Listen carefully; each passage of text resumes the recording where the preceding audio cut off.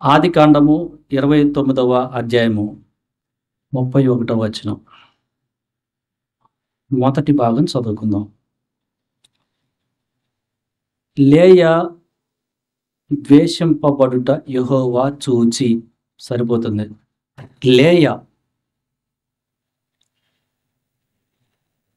లాబాను కూతురు. లాబానికి ఇద్దరు కుమార్తెలు, ఆమె పెద్దది. ఆదికాండము 29వ అధ్యాయము 17వ వచనంలో కొంచెం ముందుకెళ్ళి 16కి వెళ్తే, లాబానుకి ఇద్దరు కుమార్తెలు ఉండేది. వారిలో పెద్దదాని పేరు లేయా, చిన్నదాని పేరు రాహేలు. లేయా జబ్బు కండ్లు కలది, రాహేలు రూపవతియు సుందరియునై ఉండెను. ఒక వ్యక్తి జీవితంలో, ఈ జీవితంలో తనకున్న పరిస్థితిని బట్టి, దీనస్థితిని బట్టి, మనుషులు, ఇంట్లో వాళ్ళు, సొంత వాళ్ళు, బయట వారు ఎవరు పట్టించుకోకపోతే వారిని దేవుడు చూస్తున్నాడు. అలాంటి వారిలో లేయా ఒక ఉదాహరణ. మనం రాసిన ఆ సంగతి చదివిన తర్వాత చూసింది, ఆమె జబ్బు కండ్లు గలది. తన చెల్లెలు చాలా అందంగా ఉంటుంది. ఆమె పేరు రాహేలు. ఆమెను గురించి రాయబడి ఉంది, రూపవతి అయి ఉండెను. అంటే చాలా అందంగా ఉంటుంది. ఈమె అందంగా లేదు, జబ్బు కండ్లు గలదని రాయబడింది లేఖనంలో. అంటే కళ్ళు సరిగా ఉండవు, చూస్తానికి రూపం సరిగా లేదు. తన జీవితంలో ఆ యొక్క పరిస్థితిని బట్టి, తన జీవితంలో మనుషులు తక్కువగా చూడటం అనే దాంట్లో ఎన్నో సమస్యలు ఎదుర్కొని ఉంటుంది. ఈ లోకంలో మనుషులు ఎవరిని లక్ష్య చేస్తారంటే జ్ఞానవంతుల్ని, శౌర్యుల్ని, బలంగా ఉన్నవారిని, ధనవంతుల్ని, సౌందర్యం రూపం బాగా ఉండేవారిని ఈ లోక మనుషులు లక్ష్యం చేస్తూ ఉంటారు. అయితే మన దేవుడు మనుషులు పై రూపాన్ని లక్ష్య పెడితే నీ హృదయాన్ని చూస్తాడు. మనుష్యులు వారి బలాన్ని బట్టి, వారి జ్ఞానాన్ని బట్టి, వారి సొంత ప్రయత్నాలతో పైకి రావాలి అని అనుకుంటే అది అందరూ కూడా వాళ్ళు పుట్టిన ఆ పరిస్థితిని బట్టి సాధ్యమవుతుంది. కొన్నిసార్లు కొంతమంది పుట్టుకతో వికలాంగులుగా పుడతారు, ఏదో ఒక లోపం ఉంటుంది. కొంతమంది పేదవారిగా పుడతారు. సరే, దేవుడు అన్యాయస్తుడంటే కాదు. లేయా ద్వేషించబడుట యెహోవా చూచి. ఏంటిది ఆమె జీవితంలో ఏర్పడిన పరిస్థితులు అంటే, వాళ్ళ నాన్నకి యాకోబు బావమరిది. యాకోబు వాళ్ళ అమ్మా నాన్నలు, రే నువ్వు ఆ ఊరు వెళ్ళి వాళ్ళ అమ్మ రెబ్కా ఒకదాన్ని పెళ్లి చేసుకోరా అని చెప్పింది. యాకోబు లాబాని ఇంటికి వచ్చాడు. ఇద్దరిలో ఎవరిని పెళ్లి చేసుకోవాలి అంటే, రెండో అమ్మాయి, ఆమె చాలా బ్యూటిఫుల్గా ఉంటుంది. ఆమెని యాకోబు బాగా ప్రేమించాడు. మనం 29వ అధ్యాయంలో 18వ వచనం చదవండి.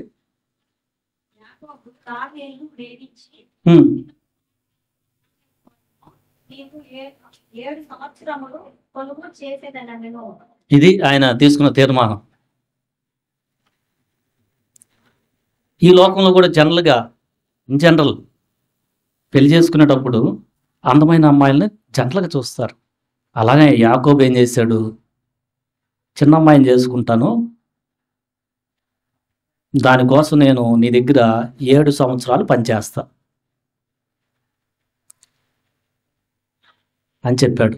7 సంవత్సరాలు పనిచేశాడు. సరే, నాకు నీ చిన్నమ్మాయి నువ్వు అని అడిగితే యాకోబు లాబాన్ని ఆయన ఏం చేశాడు, చీకటి సమయంలో లేయానిచ్చి పెళ్లి చేశాడు.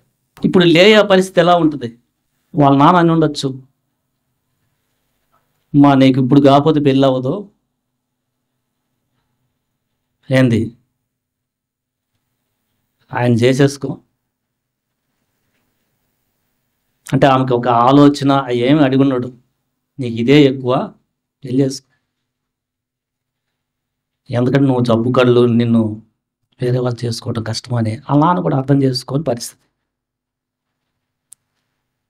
సరే, ఆ చీకటి రాత్రి అయిపోయింది. యాకోబు చూశాడు, ఏంటే మోసం చేసేవేంది అని వాళ్ళ మామని అంటున్నాడు. సో ఇప్పుడు ఆ పరిస్థితుల్లో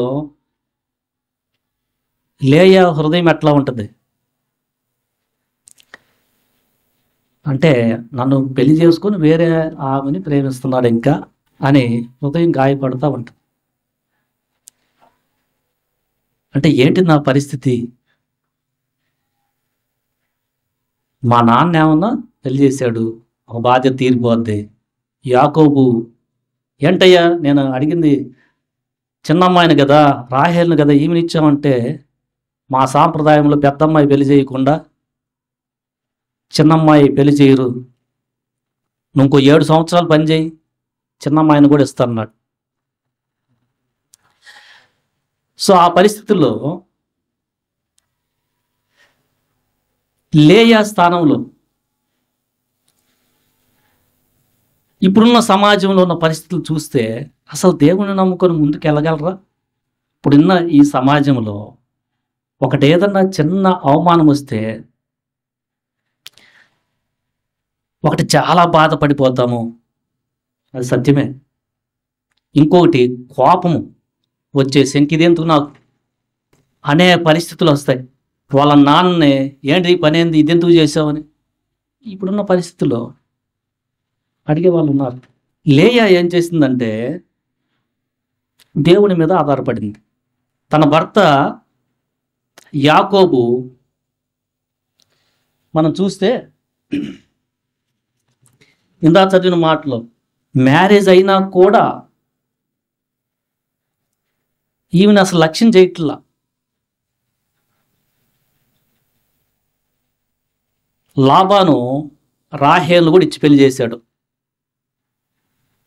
ఎందుకంటే ఇంకో 7 సంవత్సరాలు చేస్తా అన్నాడు. ఇప్పుడు 2 భార్యలు ఆయనకి, యాకోబుకి. భర్త ప్రేమకి నోచుకోవట్లేదు. కారణం ఏంది? అందంగా లేదు. దాన్ని బట్టి నాన్నకు కూడా ఒక భారం అయింది, పెళ్లి చేస్తే సరిపోతుంది కదా. ఇప్పుడు పెళ్ళయింది. పెళ్ళైన తర్వాత తన భర్తను చూస్తున్నప్పుడల్లా తనను ఎక్కువ ప్రేమించకుండా తన చెల్లెలు రాహేల్ను భర్త ప్రేమిస్తూ ఉన్నాడు.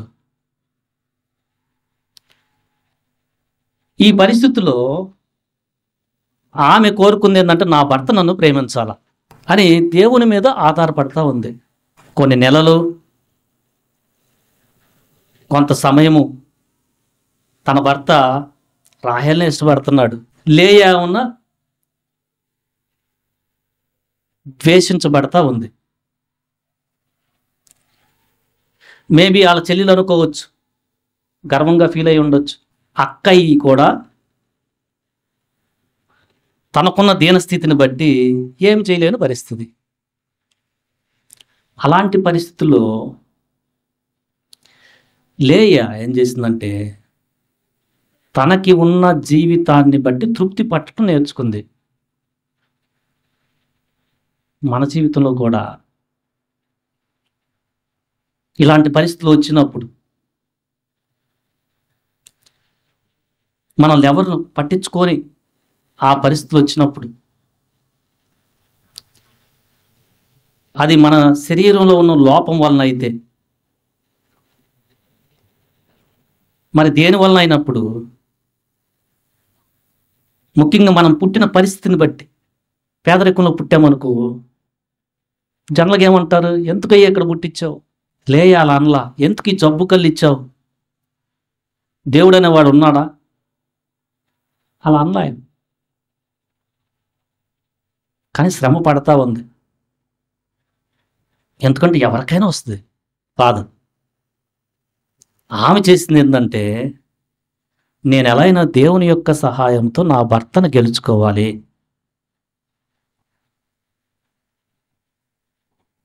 వాళ్ళ చెల్లెలు ఏమన్నా అందాన్ని బట్టి వెళ్తుంది. ఆమెకి పెద్ద అవసరం లేదు దేవుడు, ఎందుకంటే స్వతహాగా అందం బాగుంది కదా. భర్త తన్నే ఎక్కువ టైం స్పెండ్ చేస్తున్నాడు, ఈయన పట్టించుకోవట్లా. కానీ లేయాకి దేవుని అవసరం వచ్చింది. మన జీవితంలో బాధపడతా ఉంటే మనుషులు పట్టించుకోరు. అయితే మన దేవుడు ఉన్నాడు, ఆయన మన యొక్క బాధని చూసే దేవుడు. కీర్తన గ్రంథంలో దావీదు కూడా 14వ కీర్తన 6వ వచనం చదవండి.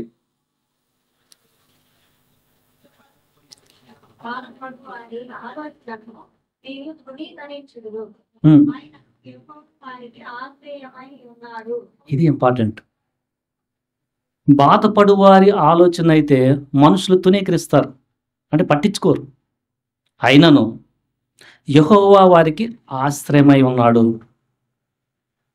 ఇదే మాట ఇంకో చాట కూడా చెప్తున్నాడు.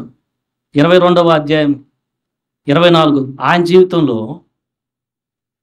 ఆయన ఎవరు పట్టించుకోలేని వదిలివేసిన ఒంటరి జీవితంలో మనుషులైతే బాధపడేవారిని పట్టించుకోరు, కానీ నాకు యెహోవా ఆశ్రయంగా ఉన్నాడు. 22వ అధ్యాయం 24.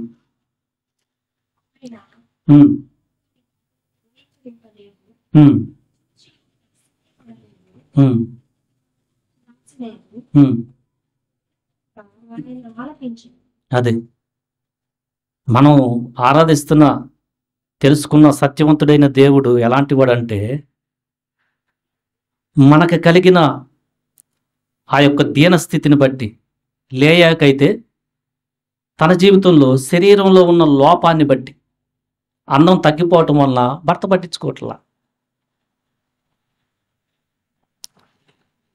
సో నీ జీవితంలో కొంతమంది పుట్టుకతోనే తక్కువ ఆలోచన వారు మానసికంగా పుడతారు, అంటే వాళ్ళకి ఎంత చెప్తున్నా కూడా అర్థం కాదు. అది వాళ్ళు ఏం చేయలేరు, ఏంటంటే పుట్టుకతోనే అట్లా ఉన్నారు.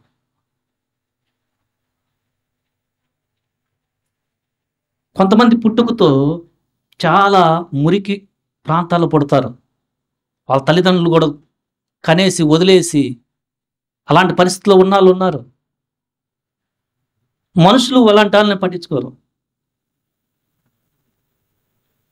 అయితే యెహోవా వారి బాధను చూస్తున్నాడు మన దేవుడు. నీ జీవితంలో ఇలాంటి పరిస్థితుల్లో వెళ్తా ఉంటే నేనెవరు పట్టించుకోవట్లేదు, పట్టించుకోగా ద్వేషిస్తూ ఉన్నారు, తృణీకరిస్తూ ఉన్నారు అనే పరిస్థితులు నీకు ఎదురైతే లేయాని గుర్తుపెట్టుకో. ఆమె జీవితంలో భర్త పట్టించుకోవట్లేదు, నాన్న పట్టించుకోవట్లేదు, ఇంకా చిన్నమ్మాయి చాలా చాలా తక్కువ చూసి అలా హ్యాపీగా ఈ ముందే నేను చూడు ఎలా ఉన్నాను అట్లా వెళ్తూ ఉంది. ఈమె చూస్తుంటే అలాంటి పరిస్థితులు ఆమె చేసింది ఏంటంటే, నేను దేవుని వైపు చూస్తాను, ఆయన నా పరిస్థితిని గమనిస్తున్నాడు, నాకు సహాయం చేస్తాడు అనగానే మనం చదివిన వచనంలో 29వ అధ్యాయము 31లో లేయా ద్వేషించబడుట యెహోవా చూచి ఆమె గర్భము తెరిచెను, రాహేలు గొడ్రాలై ఉండెను. ఇక్కడ వచ్చింది దేవుని యొక్క న్యాయం. లేయాకి పరిస్థితి వచ్చింది ఏంటంటే, నేను దేవుని వైపు చూడాలి అంటే మొట్టమొదటి సంతానాన్ని లేయాకి ఇచ్చాడు. ఆ బిడ్డకి రూబేన్ అని పేరు పెట్టి, లేయా గర్భవతి అయి కుమారుని కని యెహోవా నా శ్రమను చూచి ఉన్నాడు కనుక నా పెనిమిటి నన్ను ప్రేమించును గదా అనుకొని అతనికి రూబేను అని పేరు పెట్టెను. రూబేన్ అంటే చూస్తూ ఉన్నాడని. మా దేవుడు నన్ను చూస్తున్నాడు, నా శ్రమను చూస్తూ ఉన్నాడు. రేపు ఒక దినానికి నా భర్త కూడా నన్ను ప్రేమిస్తాడు. ఈ పరిస్థితిని మారుస్తాడు అనే నా శ్రమలో నేను ద్వేషించబడటం చూసి నాకు దేవుడు గర్భఫలాన్ని ఇచ్చాడు అని రూబేను అని పేరు. తర్వాత ఆమె మరలా గర్భవతి అయి కుమారుని కని నేను ద్వేషింపబడి తినన్న సంగతి యెహోవా విన్నాడు గనుక ఇతని కూడా నాకు దయచేసిననుకొని షిమ్యోను అని పేరు పెట్టాను. ఇప్పుడు రెండో అబ్బాయి కూడా పుట్టాడు. మొదటి విషయంలో దేవుడు నన్ను చూస్తూ ఉన్నాడంటే, రెండో విషయంలో వింటా ఉన్నాడు. మన దేవుడు నీ బాధ పరిస్థితిని, నీకుండే దీన పరిస్థితిని, నీకుండే అన్యాయకరమైన పరిస్థితులు, నీ జీవితంలో నువ్వు ఎదుర్కొంటున్న బలహీనమైన బలాత్కారమైన పరిస్థితుల్ని చూస్తూ ఉన్నాడు, వింటా ఉన్నాడు. మనం చేయాల్సింది ఏంటంటే ఆ పరిస్థితుల్లో ఆయన చూస్తున్నాడు, మన శ్రమని వింటున్నాడు అని, రెండు ఆయనకి వింటున్నాడు అని షిమ్యోను అని పేరు పెట్టింది. మూడో అబ్బాయి కూడా పుట్టాడు. ఇంకా లేయకి అవతల ఆమెకి పిల్లలే లేరు. అంటే ఇప్పుడు జనరల్గా ఒక 3-4 సంవత్సరాలు కూడా అయిపోయి ఉంటుంది పెళ్ళి. రెండో ఆమెకి పిల్లలు లేరు. ఆమె పరిస్థితి ఎట్లా వస్తుందంటే ఇప్పుడు దిగజారుతూ ఉంది. మొట్టమొదటిగా అందం బాగుంది, నా పరిస్థితులు భలేగున్నాయి అనేసి దేవుని పట్టించుకోపోయి ఉండొచ్చు. ఇంక మూడో పిల్లలు కూడా పుడితే లేవి అని పేరు పెట్టి ఆమె మరలా గర్భవతి అయి కుమారుని కని తుదకు ఈసారి నా పెనిమిటి నాతో హత్తుకొని ఉండును, అతనికి 3 కుమారులు కంటిననుకొనెను, అందుచేత అతనికి లేవి అని పేరు పెట్టింది. ఈసారి 3 పుట్టారు కాబట్టి నా భర్త నన్ను ప్రేమిస్తాడు, హత్తుకుంటాడు. నేను అనుకుంటున్నాను పరిస్థితి మార్పు వచ్చి ఉంటుంది. యాకోబులో కూడా ఏంటి 3 పిల్లలు ఈమెకి కదా పుట్టిందని గౌరవం వచ్చి ఉంటుంది. ఆమె అర్థం చేసుకోవటం, ఆమెకి సమయం కేటాయించటం చేసి ఉంటాడు. 4వ పిల్లాడు కూడా పుట్టాడు.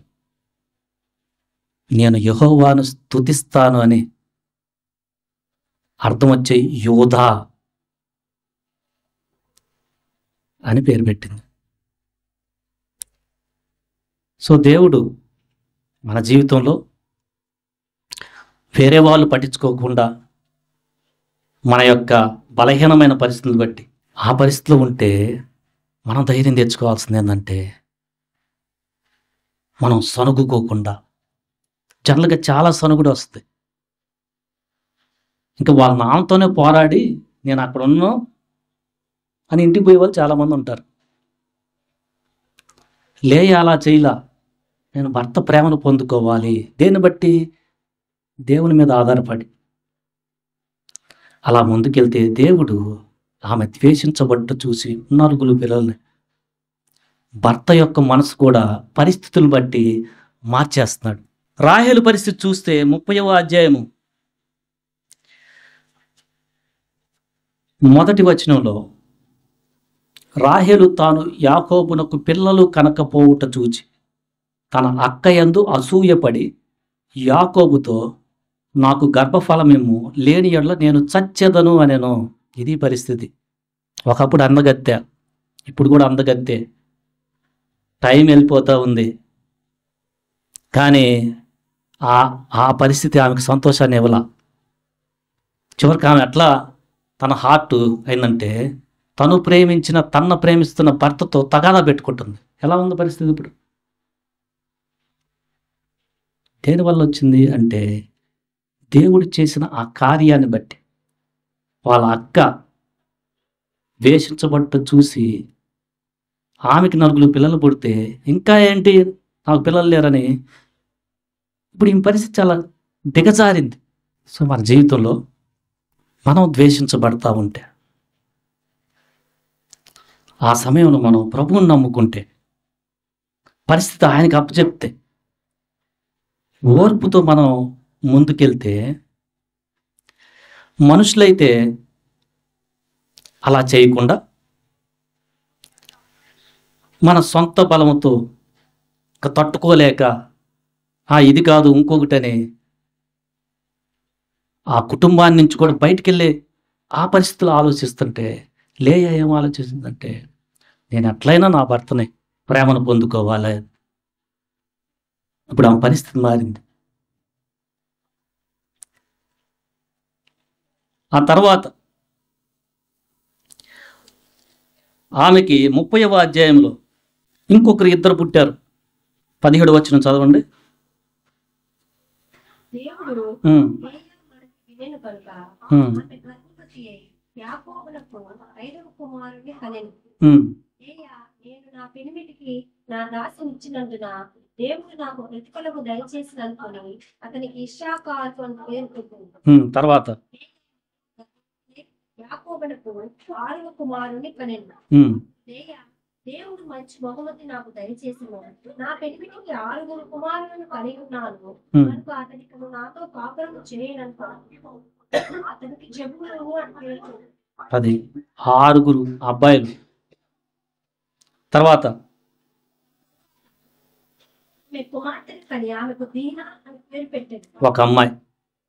దేవుడు రాహేలును జ్ఞాపకం చేసుకొని ఆమె మనవి విని ఆమె గర్భము తెరిచెను. ఇప్పుడు రాహేలుకి మొట్టమొదటి అబ్బాయి పుట్టే లోపల లేయాకి 6 అబ్బాయిలు ఒక అమ్మాయి కూడా పుట్టారు. అయితే దేవుడు రాహేలును కూడా జ్ఞాపకం చేసుకున్నాడు. ఎందుకంటే ఆ పరిస్థితుల్లో ఆమె ఇంకా దేవుని వైపు తిరగటం మొదలుపెట్టింది. యోసేపు పుట్టాడు. ఆ తర్వాత మనము లేయా రాహేలు పరిస్థితి చివరికి ఎట్లా అంతమైంది అనేది చూస్తే రాహేలులో 31వ అధ్యాయం 19వ వచనంలో యోసేపు పుట్టిన తరువాత యాకోబు నేను ఇంక మా ఇంటికి వెళ్ళిపోతాను ఆ పరిస్థితి ఆ విషయం తన 2 భార్యలకు చెప్పిన తర్వాత ఆ 19వ వచనం చదవండి.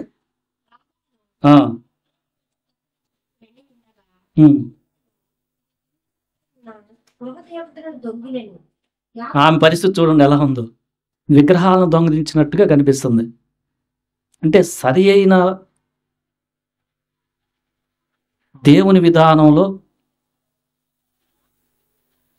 నడిచినట్లుగా ఏక మనసుతో నడిచినట్టు కనపడలే అక్కడ. ఆ తర్వాత వాళ్ళ నాన్న కూడా ఎవరు నా విగ్రహాలను తీసుకెళ్లారు అని యాకోబుని అడిగినప్పుడు పక్క పేజీలో 34వ వచనం చదవండి. సామాగ్రిలో పెట్టి వాటి మీద కూర్చుండెను. అది ఆమె పరిస్థితి. యాకోబు తన ఇంటికి వెళ్తుంటే ఆమెకి దేని మీద ఉందంటే వాళ్ళ నాన్న దగ్గర ఉన్న విగ్రహాలను కూడా తీసుకొని పోతా ఉంది. రాహేలు పరిస్థితి 35వ అధ్యాయంలో 17వ వచనం. ఆమె ఆ, ప్రయాసపడుచున్నప్పుడు మంత్రసాని ఆమెతో భయపడకు ఇది నీకు కుమారుని నగులని చెప్పాను. ఉమ్, ఆమె మృతి పొందెను. చదవండి. పోచుండగా ఆమె అతని పేరు బెనోని అనెను. అతని తండ్రి అతనికి బెన్యామీను అని పేరు పెట్టెను. ఇప్పుడు రాహేలుకి 2వ సంతానం వచ్చినప్పుడు ఆమె పురిటి నొప్పులతో చనిపోయింది. ఎక్కడ పాతి పెట్టారో చూడండి 19.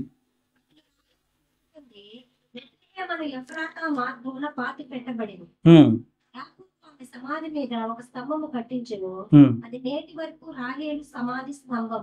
అంటే వీళ్ళు ఒక ప్రయాణంలో ఉన్నప్పుడు సడన్గా తను రెండవ కుమారుని కనే ప్రయత్నంలో చనిపోయింది. అంటే ఆ హడావుడిలో తన భర్త కూడా అక్కడే పాతిపెట్టి ఒక స్తంభాన్ని కట్టించి ఇంక ముందుకు వెళ్ళాల్సిన పరిస్థితి. ఒకప్పుడు బాగా ప్రేమించేవాడు ఆయన.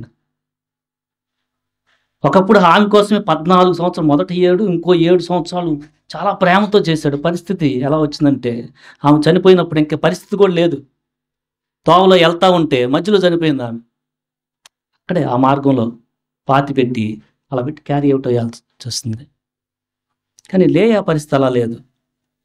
మనం గమనిస్తే ఆమె ఎప్పుడు చనిపోయిందో రాయబడలేదు, కానీ 49వ అధ్యాయం చివరిలో 31వ వచనం చదవండి.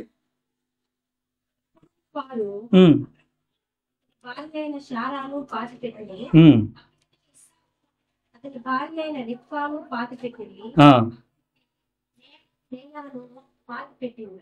ఎంత ధన్యత ఇది! అబ్రహాము, ఇస్సాకు, రెబ్కా. ఇస్సాకు, రెబ్కా అంటే యాకోబు వాళ్ళ పేరెంట్స్. అబ్రహాము పాతి పెట్టిన ఆ సమాధులు అంట ఈమె భద్రంగా పాతి పెట్టండి. ఎలా వచ్చింది ఆ పరిస్థితి? జబ్బు కలది. ఎవరు పట్టించుకున్నారు? ఆమె గర్భంలో నుంచి యాజకత్వం చేసే లేవి పుట్టాడు. మన రక్షకుడైన యేసుక్రీస్తు యోధా గోత్రము అంటే ఆమె నుంచి వచ్చాడు. నీ పరిస్థితుల్లో ఇప్పుడున్న నీకు కలిగిన ఆ బలహీనతను బట్టి,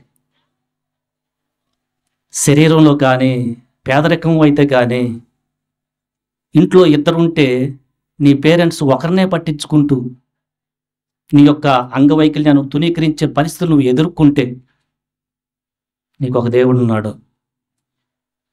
ఆయన ఎలాంటి వాడంటే ఆయన వైపు చూస్తే ఇచ్చిన దాంట్లో పడుతూ సనుక్కోకుండా నెమ్మదిగా ప్రార్థన చేసుకుంటూ ఆయన వైపు చూస్తే లేయాకి 6 అబ్బాయిలు, 1 అమ్మాయి.